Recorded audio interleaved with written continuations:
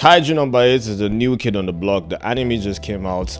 Crunchyroll been pushing this anime OD. I know you've definitely seen it at least one time. And you're probably wondering, is there any reason for me to watch this anime? Well, there's definitely a comp between Titans and Kaijus, but just because there's a comp, and I know this is a very bare bones analogy, so y'all please don't come for my head when I say this. They're both shows about monsters. Still, this ain't enough reason for you to just hop on the show and start watching it. I gotta give you enough of a reason, but not too much. Just like how people enjoy JJK because of his similarities to Bleach, or people find Black Clover entertaining because of his similarities to Naruto, it's gonna be the same thing here.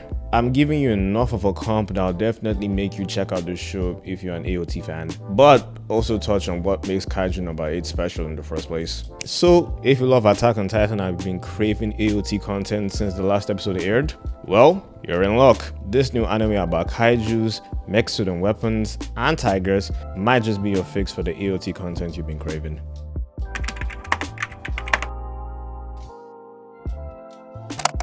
I need you to go all the way back to when you watched Attack on Titan for the first time. Some of the things you definitely remember are seeing the Colossal Titan for the first time, Eren's mom being eaten, and Eren plunging the well. As great as these moments are, they're just that, moments. When we all watch a show, what sticks out to us is the vibe, the atmosphere, and the setting. I mean, think about it this way. If you're recommending a show to someone that's never watched it before, you don't mention the moments because one, they don't know what you're talking about in the first place, and two, you obviously don't want to spoil it for them. What you do mention is the vibe, the atmosphere, and the setting.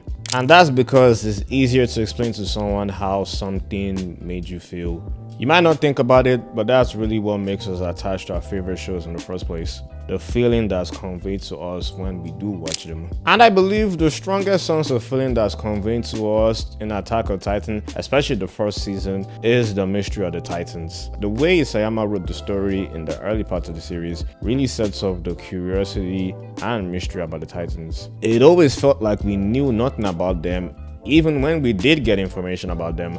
I think that's what made the Titans so terrifying in season 1. I mean, think about it. As the story of Attack on Titan progressed and we learned more about the Titans became less terrifying and less important in the story. The same dread and fear we felt from the characters when they saw a Titan just wasn't there anymore. The very fact that there was so much mystery about the Titans in the early part of the story fed into how terrifying they were. And I think the perfect example is when this guy heard the Beast Titan talk for the first time. The shock really rattled him to his soul and he froze right in his tracks. And that moment, I fell for bro. I was like, damn, these niggas can talk? It was like, wow, we really know nothing about the Titans, even when we think we do know things about them. And that's what I mean when I said that the whole mystery feeds into how terrifying the Titans are. When it comes to Kaiju No 8, the mystery of the kaijus is definitely there. It's just obviously not as dark, and that's something worth a note for you guys. Kaiju No 8 has a much lighter and joyful tone than Attack on Titan. But really,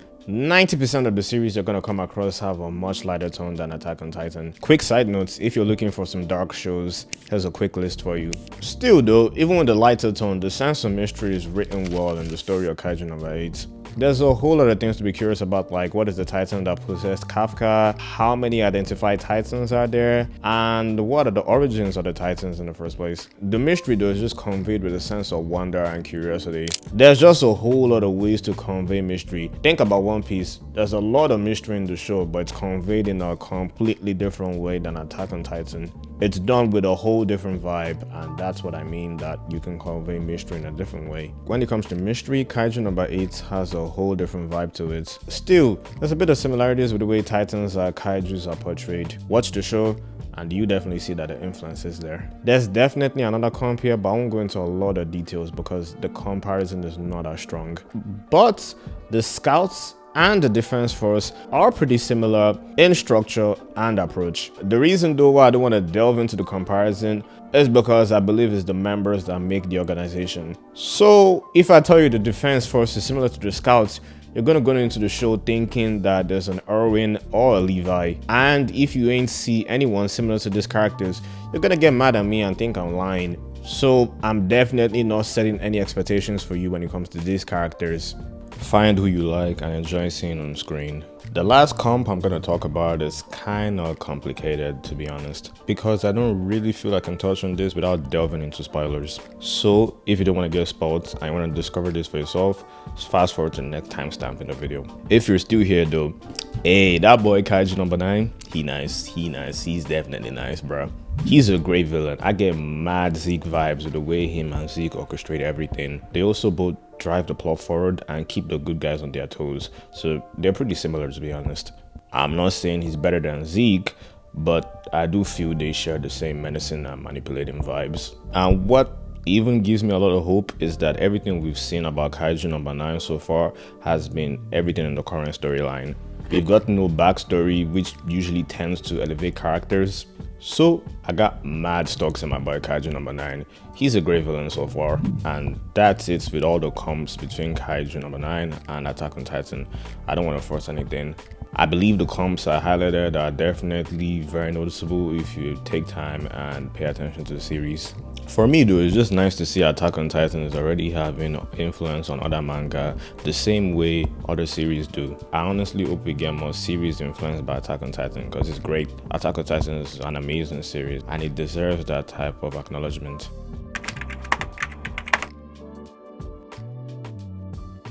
The comps are done, so let's talk about the good and bad about Kaiju number 8. And yeah, let's start with something I am absolutely not a fan of, and that is the storytelling. The first thing that sticks out to me is that the storytelling is pretty weak. It's not anything really too complex, there's nothing super creative about it, and the story follows like every typical anime trope you can think of. Stay with me though, I didn't say that the storytelling was bad, I said it was weak. There's a difference between bad storytelling and weak storytelling. An example of bad storytelling is introducing Black Zetsu and retconning the whole Naruto timeline so you'll be able to introduce Kaguya into the story. Saying all the moments we've seen and loved in the series was all orchestrated by Black Zetsu, all for the purpose to introduce Kaguya. Yeah, that's not such a great move, Kishimoto. That's bad storytelling, objectively. This type of writing not only makes no sense narrative wise, but it also diminishes all the great writing that's been done in the previous parts of the story. An example of weak storytelling is the whole Foxy Pirates versus Destroyer Pirates. Not bad by any stretch of the imagination, but it's pretty predictable and straightforward. Nothing stands out about it and it's just kind of there to drag the plot along. For me, this is how Kaiju number 8's story is kind of like, to be honest. Still, even with these issues though, I believe it's captivating enough to keep you invested. What mitigates the weak storytelling issue are your right on cue, super cool, typical anime moments that always drag you back in when you think you're about to lose interest. The other thing that also mitigates the weak storytelling for me are the characters, specifically the main character, Kafka. And I just want to put it out there, Kafka is awesome. I really like him, he's amazing. And let me explain why I really love this guy. The overly positive and jovial anime character template has been seen a million times. It's really nothing special at this point. Pick 10 anime main characters, a good 7 of them are gonna be like overly jovial and always happy. The remaining 3 are gonna be the like super cool badasses. I love how it's written for Kafka though. You see, Kafka is a representation of how the real world is for the most part. You start out as a kid, you're super optimistic and positive about everything. As you get older though, life slowly beats you down and you lose all hope and positivity you had when you were a kid. Eventually you settle for whatever situation you find yourself in and you stop chasing your dreams. Kafka is definitely over the hill, and it's not because of a lack of efforts. He simply just wasn't good enough. Think about the high school team you never made, the college you never got into, or the job you never got the offer for. A lot of times, things are simply out of your control even if you do try your best. You get enough no's from different people and failures, and yeah, it's possible you might become an empty husk of yourself and just lose all hope and settle into whatever you find yourself in. As sad as that sounds, that really is it for a lot of people. They just have zero ambition and just drag around with life aimlessly. So seeing Kafka maintain his positivity and joyful nature, even though he's basically gone through everything I just mentioned, yeah, I really dig that. Like, that's awesome. It's something I really appreciated because it's like, oh, this guy really is a beacon of light. Like, even though he's been beaten down, weathered down, he still maintains that positivity. And yeah, I really love that. It's something I appreciated.